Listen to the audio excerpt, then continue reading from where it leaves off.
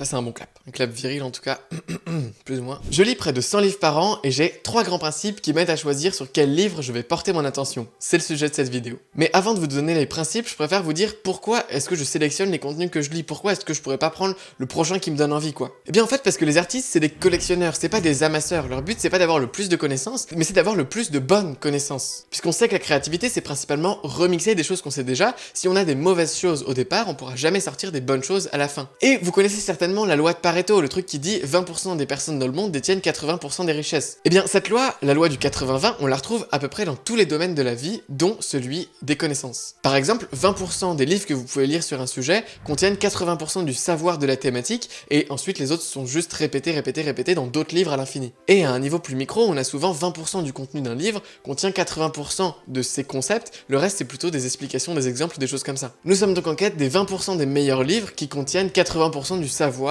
du sujet qu'on essaye d'apprendre. Mais comment identifier ces vidéos exactement? Comment savoir si le livre est bon avant de l'avoir lu? Eh bien c'est ce qu'on va voir ensemble dans cette vidéo dans laquelle je vais vous donner les 3 principes qui m'aident à sélectionner mes contenus. Le premier principe, c'est la loi de l'ancienneté. La meilleure méthode de sélection des livres ou des articles scientifiques, c'est souvent de tenir compte de leur âge. Les livres récents, de moins d'1 an, ont une très faible probabilité de survie. Par exemple, dans le domaine du développement personnel, il doit y avoir 15 ou 20 nouveaux livres qui sortent en français chaque jour. Eh bien, leur probabilité d'être toujours imprimés dans 20 ans et d'être toujours aussi pertinent est relativement faible. Dans toutes les nouveautés en général, en fait, il y a une opacité qui a que le temps qui peut dissiper. Et ce principe, il est théorisé sous le nom de effet Lindy par Benoît Mandelbrot dans son livre The Fractal Geometry of Nature. L'effet Lindy stipule que l'espérance de vie des denrées non périssables, comme les informations par exemple, eh bien elle augmente avec l'âge. En fait, l'espérance de vie des informations, elle évolue dans le sens inverse des personnes humaines. Plus vous vieillissez, plus votre espérance de vie est faible, et bien les informations c'est l'inverse, plus elles vieillissent, plus leur espérance de vie est élevée. Par exemple, on peut facilement espérer qu'un livre qui a été imprimé pendant 40 ans sera encore imprimé dans 40 ans. Et si on remonte ça un petit peu plus loin, si on veut par exemple apprendre le développement personnel, il vaudra toujours mieux revenir aux écrits de Marc Aurèle par exemple, qu'un livre qui parle de stoïcisme européen et qui est sorti cette année. Le fait de lire un livre ancien, ça va également vous empêcher de vous faire attirer par des shiny objects, des méthodes tout en un qui vous permettent de réaliser vos rêves. En effet, une méthode, c'est un ensemble de concepts qui sont élégamment articulés. Et moi, j'essaye toujours de dire, eh bien, le mieux, quand on peut, c'est toujours de revenir au concept de base pour ensuite soi-même créer sa propre méthode qui est adaptée sur mesure à ses besoins et à son environnement. Par exemple, les personnes qui vous vendent une technique marketing qui, eux, ont testé dans leur business et qui marche bien pour vendre des formations en marketing ne marchera certainement pas dans votre thématique à vous. Donc le mieux c'est de connaître les principes de la vente, du marketing et de la psychologie humaine pour créer votre propre marketing autour de vos produits et de votre identité de marque. Lire des vieux livres, c'est une bonne manière de faire ça. La deuxième technique, c'est la technique des sources. Quand on commence à faire le tour de cette thématique, on se rend souvent compte que les auteurs, ils citent en boucle les mêmes études et parfois même les mêmes exemples. Et en fait, c'est assez normal puisque les découvertes dans un milieu, ça dépend lequel, mais elles sont quand même relativement rares et les nouvelles idées, elles se font aussi désirer. Donc forcément, même si un livre, allez soyons optimistes, apporte 20% de nouveautés, il y aura toujours 80% qui référeront à la même base de socle commun de la thématique. Donc votre but, vous, c'est de trouver le livre le plus complet sur votre thématique, d'aller voir sa bibliographie et de lire ce socle commun à tous les autres livres de la thématique pour que vous soyez au même niveau, ou presque, que l'auteur. Et là, ça c'est clairement un 80-20. Plutôt que de lire 100 fois les mêmes informations expliquées de manière différente,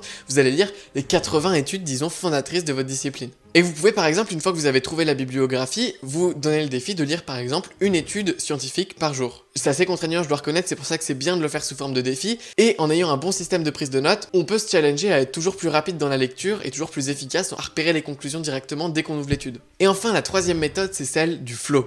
Un système qui impose une structure rigide sur notre vie, c'est une contrainte. Alors qu'un système qui repose sur des principes fondateurs pour fonctionner, ça peut nous amplifier. Donc en fait, le flow, ça veut simplement dire suivre son envie, suivre son intérêt du moment et aller voir le meilleur livre sur le sujet qu'on peut trouver. Pour moi, avoir une nouvelle idée, c'est simplement assembler 2 concepts qu'on connaissait déjà auparavant. Et les plus grands inventeurs, c'est simplement des gens qui arrivent à voir un lien entre 2 concepts qui paraissent complètement opposés en temps réel. Par exemple, pour Léonard de Vinci, ça pourrait être les oiseaux et les moyens de transport. Il a créé un avion. Donc surtout, il ne faut pas se restreindre quand on choisit un livre.